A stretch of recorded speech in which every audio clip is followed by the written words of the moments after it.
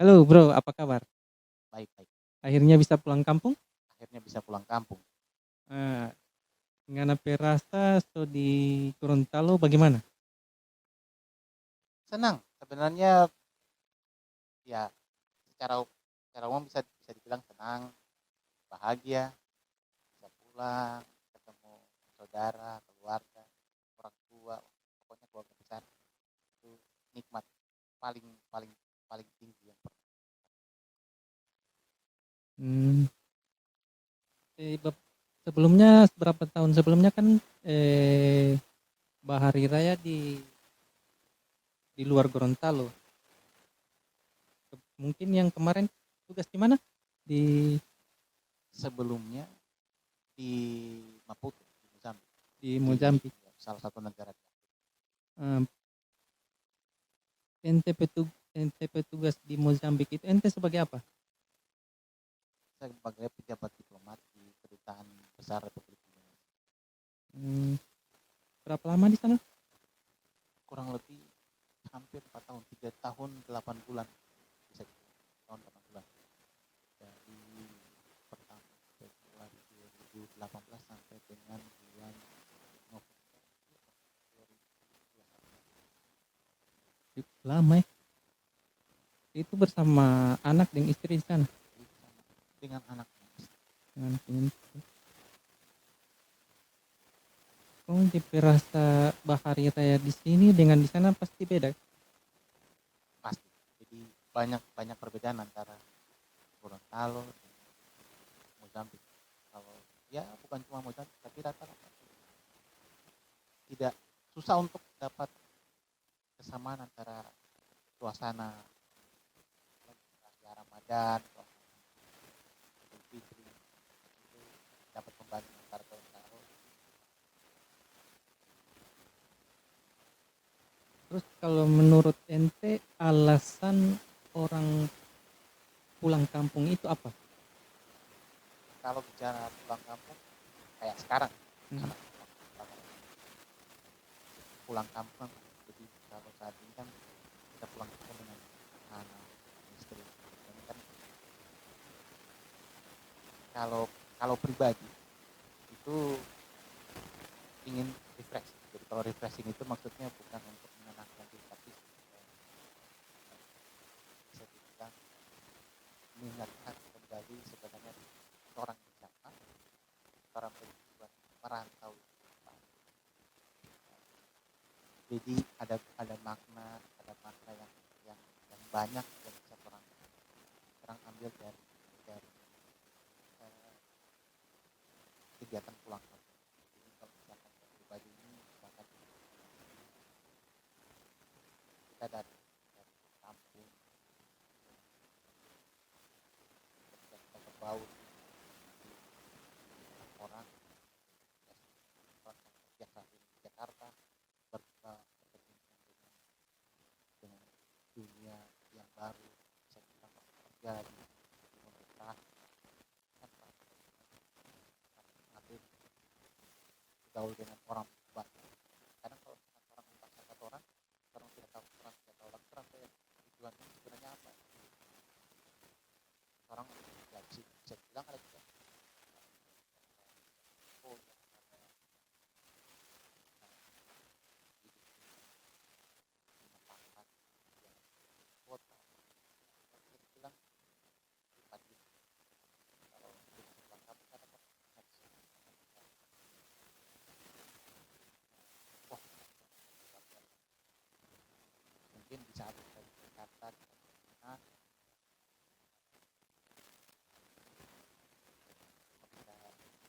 kita kita kembali, kita wah, kita jadi kalau misalkan kita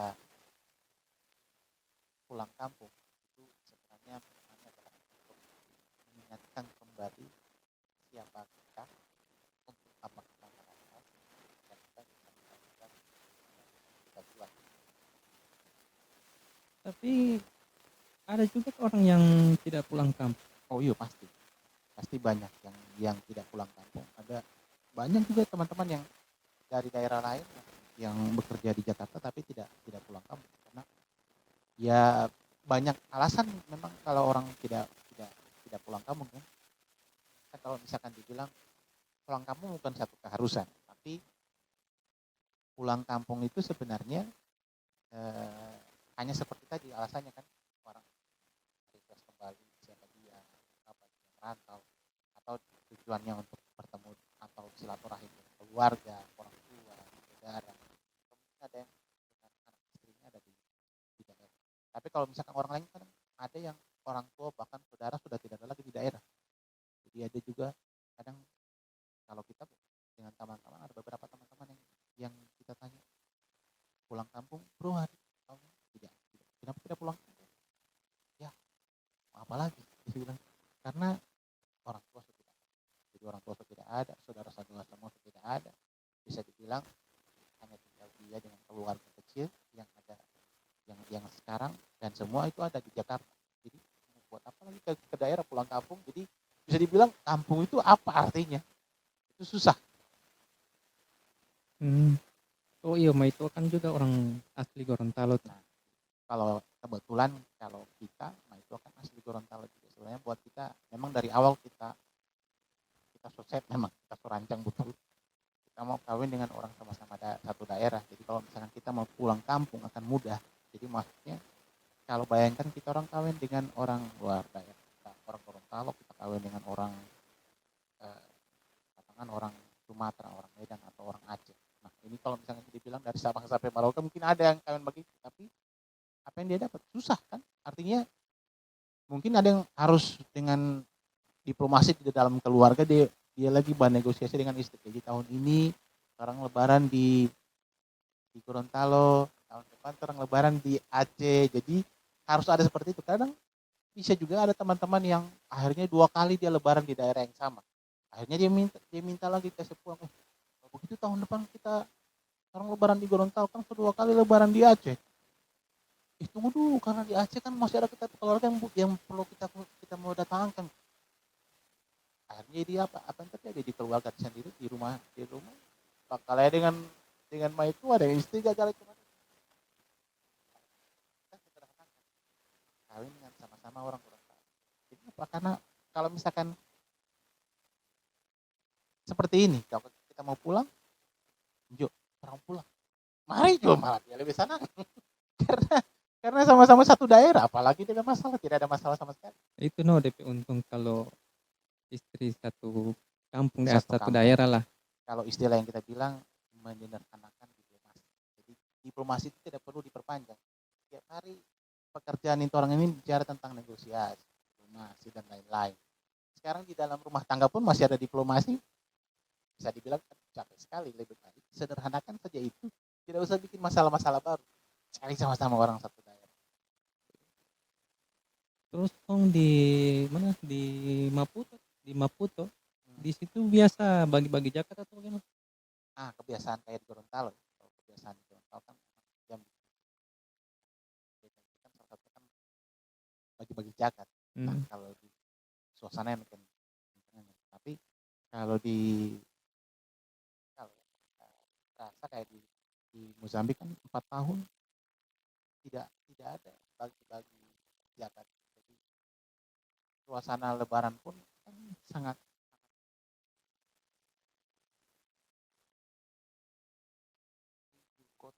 di ibu kota Mozambik itu orang Indonesia hanya sekitar 25 sampai 50 orang. Jadi 25 sampai 50 orang itu apa yang bisa terbuat paling cuma acara makan-makan di Wisma Duta Besar. Jadi sama-sama dengan Pak Besar, keluarga, datang ke kantor, orang Indonesia yang kebetulan bekerja di sana. Cuma itu saja. Jadi komunitas untuk minta komunitas atau kebiasaan-kebiasaan itu tidak ada lagi. Akhirnya orang kebiasaan yang kayak di daerah tidak bisa orang bawa karena orang di dalam lingkungan kecil yang Dengan beda budaya. beda budaya susah Hmm. untuk membawa suasana itu. Iya. Karena biasa kan kalau orang Gorontalo setelah Lebaran ada kebiasaan-kebiasaan yang beda dengan daerah lain kan. Iya. Pas kita berkumpul dengan orang yang bukan di satu daerah kan lain. Dia punya karakter lain, kita juga punya karakter lain, karakter daerah yang beda. Jadi bagaimana ya? mau kasih fokus sama itu kayaknya segan. Sebenarnya akhirnya saling saling menghargai. Mmm, eh, Memang bisa dibilang ada orang bilang segan untuk barbecue itu, tapi lebih karena ini orang saling menghargai. Menghargai maksudnya bukan kalau misalnya kita orang ini tonjokan terang budaya, terang kebiasaan, sementara dia dari daerah lain. Dan sementara kan orang dalam komunitas perwakilan Indonesia, negara ini. Kalau misalkan orang sudah mulai menunjukkan perbedaan-perbedaan, orang kita tidak enak. Makanya orang hanya bisa baking sesuatu yang tidak banyak yang tidak banyak apa yang tidak banyak perbedaan. Misalkan apa? Kayak cuma jamuan makan. Terus cuma bikin begitu jamuan makan. Ya kalau pas ini sholat id sama-sama.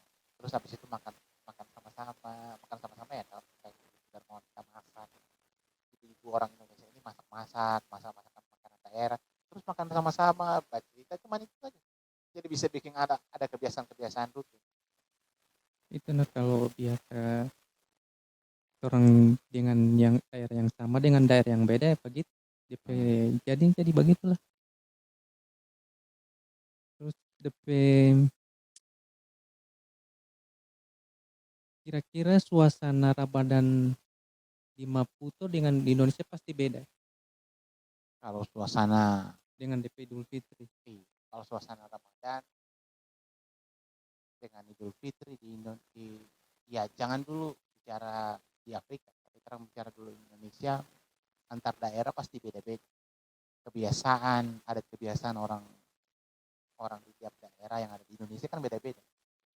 Ya Gorontalo kan kalau puasa yang orang tahu sama-sama kan pasti orang ada kebiasaan apa ya? Kalau memang ada memang hampir tiap daerah ada berburu takjil. Jadi berburu takjil pas pas puasa mau buka itu kan ramai sekali jalan berburu takjil.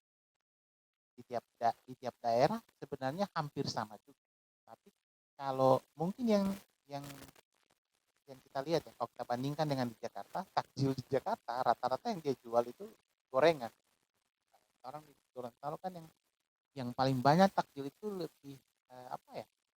Kayak kue-kue kalau Gorontalo bilang kue-kue basah. Jadi Hmm, kue-kue basah yang kalau sekarang rata-rata goreng sama kue-kue ini goreng yang dia jual.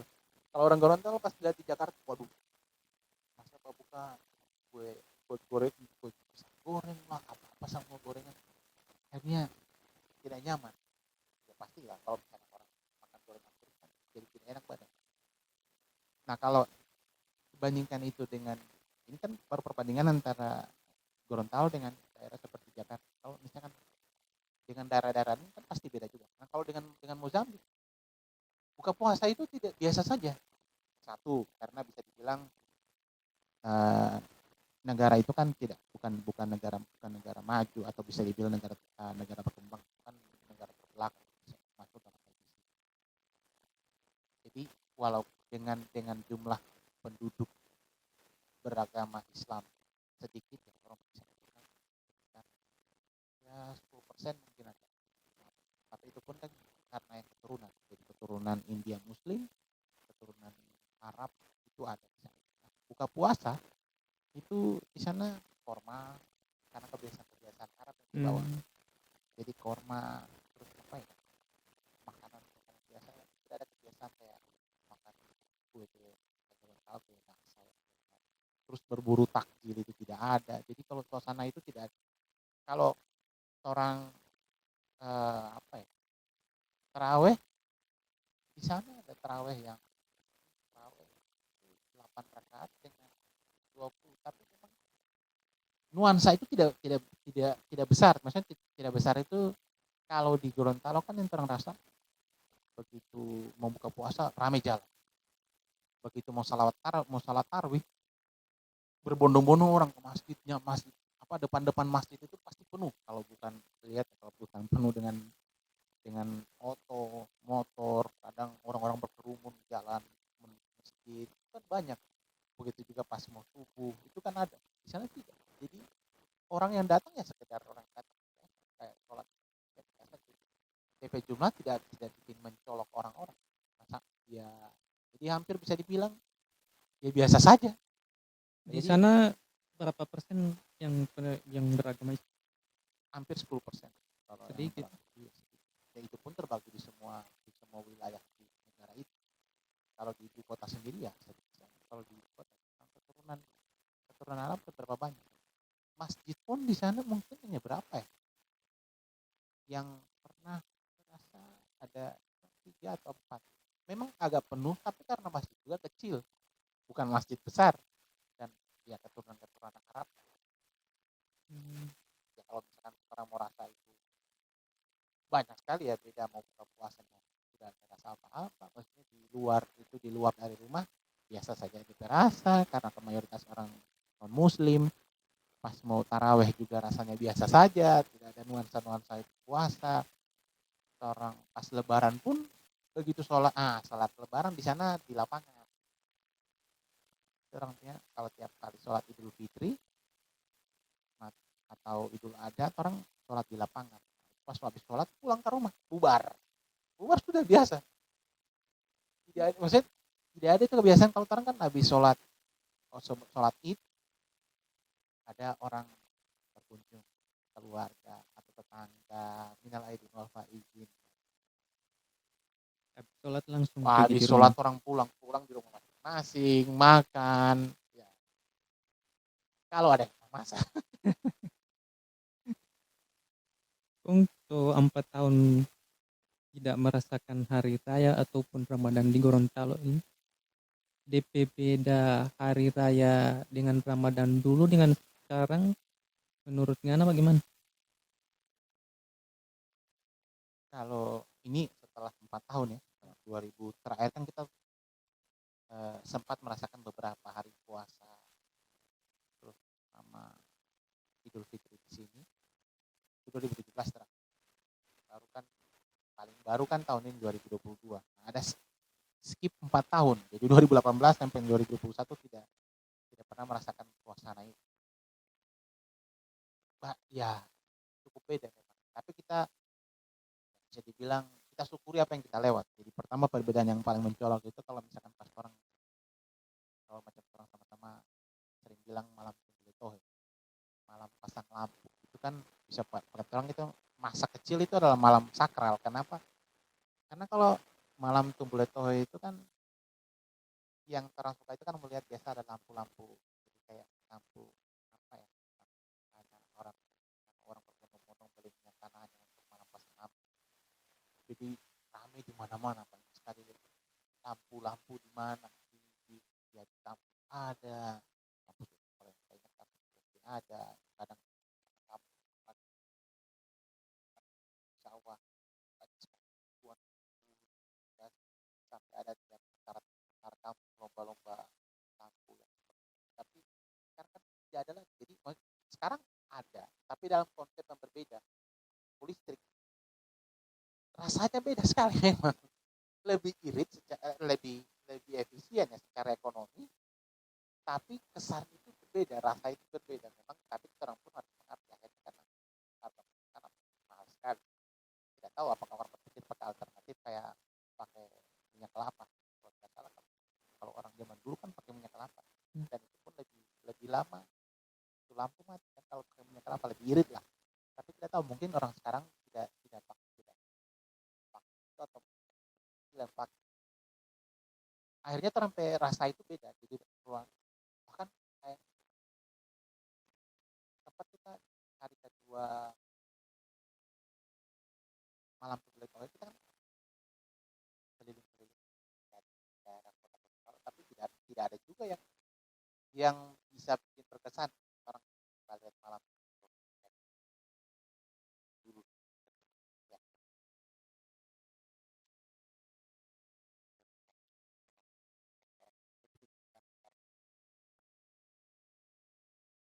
Apalagi kalau misalkan hari raya juga tidak banyak juga eh, anak-anak yang cari jakat kan orang kadang habis habis di Idul Fitri itu, bahkan sebelum Idul Fitri pas malam, pas hari Seng, pasar Senggol kan orang beli baju, celana yang banyak, yang banyak kantong supaya terang bisa beli kantong uang, ya kan. Dia itu terrasakan dan berlomba-lomba pokoknya sampai bisa dapat uang zakat paling banyak setelah sholat jalan.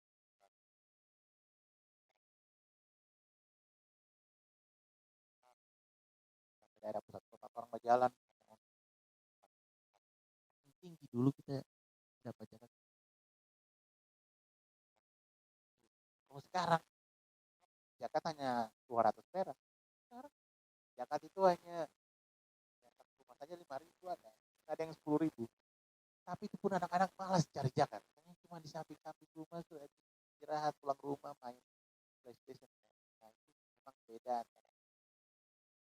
Perbedaan anak zaman dulu dengan sekarang ya seperti itu.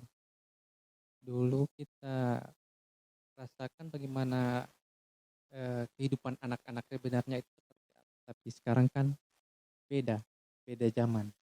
Anak-anak so lebih dulu tuh orang main tengge-tengge, sekarang orang main gadget. Jadi beda lah. Saya bilang mungkin ada tengge-tengge juga ini aplikasi tengge-tengge. Artinya anak-anak sekarang so malas bagara daripada banyak banyak bagara Nah, karena pengaruh gadget. Mungkin di belum kita jelaskan secara jelas bahwa Bro Ipan ini sebenarnya dia adalah eh, seorang diplomat, dan mengenai cerita dia jadi diplomat seperti apa mungkin nanti di podcast berikutnya. Nanti kita akan ceritakan bagaimana dia jadi diplomat, perjuangannya seperti apa, eh, ceritanya seperti apa, nanti kita lanjutkan di podcast berikut. Oke?